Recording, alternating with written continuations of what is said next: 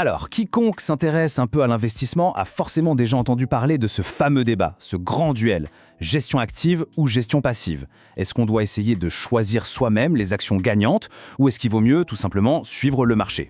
Bon, pour y voir clair, on va faire un truc tout simple. On va regarder ce que disent les données, les vrais chiffres et voir ce qui en sort. C'est vraiment la question fondamentale, n'est-ce pas? Peut-on, oui ou non, faire mieux que le marché? L'idée de dénicher la perle rare, l'action qui va tout exploser, c'est le grand rêve de beaucoup d'investisseurs. Mais est-ce que c'est un rêve qui peut devenir réalité ou est-ce que c'est un peu une illusion? C'est exactement ce qu'on va démêler ensemble. Allez, commençons par la première approche, celle qui semble la plus logique, la plus intuitive, la gestion active. La promesse est super séduisante, on confie son argent à un gérant expert qui va analyser le marché, sélectionner les bonnes actions, éviter les mauvaises et au final, logiquement, obtenir une performance bien meilleure que la moyenne. Sur le papier, ça a l'air parfait.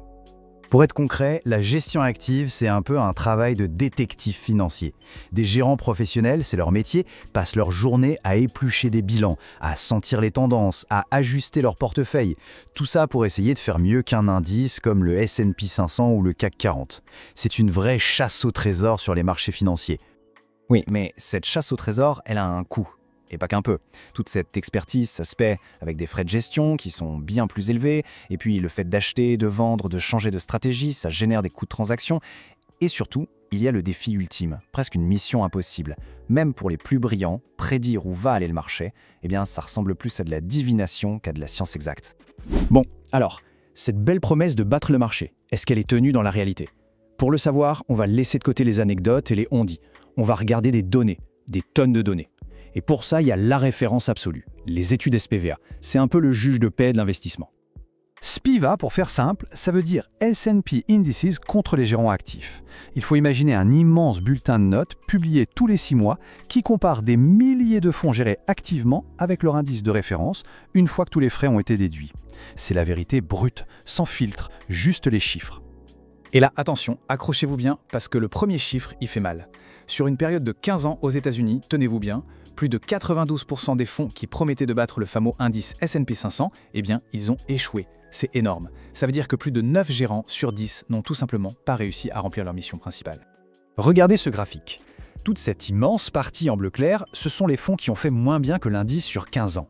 Et la toute petite zone en bleu foncé, là, à peine visible, ce sont les quelques rares gagnants. Le verdict est vraiment sans appel. Sur le plus grand marché du monde, choisir un gérant qui va surperformer sur le long terme, c'est statistiquement comme chercher une aiguille dans une botte de foie. Qu'on pourrait se dire que c'est peut-être un problème purement américain. Mais non. Traversons l'Atlantique, regardons ce qui se passe chez nous, en Europe. Le résultat est quasiment identique. Les chiffres parlent d'eux-mêmes. Sur 10 ans, presque 93% des fonds européens n'ont pas réussi à battre leur indice. Le constat est le même, c'est implacable. Et pour bien boucler la boucle, terminons ce petit tour du monde au Japon. Et là, surprise, pas vraiment. C'est la même chanson. Plus de 84% des fonds sont à la traîne sur 10 ans. Le message des données est limpide et il est le même, peu importe où on regarde sur la planète. Forcément, face à ces chiffres écrasants, une autre idée, presque contre-intuitive au premier abord, a commencé à faire son chemin. Si essayer de battre le marché est un jeu où la majorité perd, alors pourquoi ne pas simplement accepter de faire comme le marché? C'est de là que part toute la philosophie de la gestion passive. L'approche passive, en fait, c'est l'humilité appliquée à l'investissement. On ne cherche plus à être plus malin que les autres. L'objectif est d'une simplicité désarmante. On veut posséder un portefeuille qui est le reflet exact d'un indice, comme le CAC 40, pour en capter toute la performance. Le tout avec des frais absolument minimes. La stratégie, c'est la patience et la confiance dans la croissance globale du marché. Allez, mettons les deux approches face à face pour que ce soit bien clair. D'un côté, la gestion active, objectif super ambitieux, coût très élevé et on l'a vu, des résultats qui sont majoritairement décevants. De l'autre côté, la gestion passive, objectif modeste, coût très très bas et un résultat qui paradoxalement finit par être meilleur pour l'immense majorité des investisseurs, justement à cause des frais. C'est le triomphe de la simplicité. D'accord, c'est bien beau tout ça, mais en pratique, on fait comment pour suivre le marché? Il faut un outil pour ça. Et l'outil star de la gestion passive, celui qui a vraiment démocratisé cette approche, c'est l'ETF. Un ETF, il faut l'imaginer comme un grand panier de courses. Mais à l'intérieur, au lieu de fruits et de légumes, il y a des centaines, parfois des milliers d'actions différentes qui composent un indice boursier. Quand on achète une seule part d'un ETF S&P 500 en un seul clic, on devient propriétaire d'une toute petite partie des 500 plus grandes entreprises américaines. La diversification n'a jamais été aussi accessible. Et les avantages sont vraiment évidents. On est diversifié immédiatement, ce qui réduit énormément le risque. Les frais sont incroyablement bas, sans commune mesure avec un fonds actif. C'est aussi liquide qu'une action classique, on peut acheter et vendre à tout moment pendant les heures d'ouverture de la bourse. Et ça nous ouvre les portes des marchés du monde entier très facilement. C'est une vraie révolution pour l'épargnant.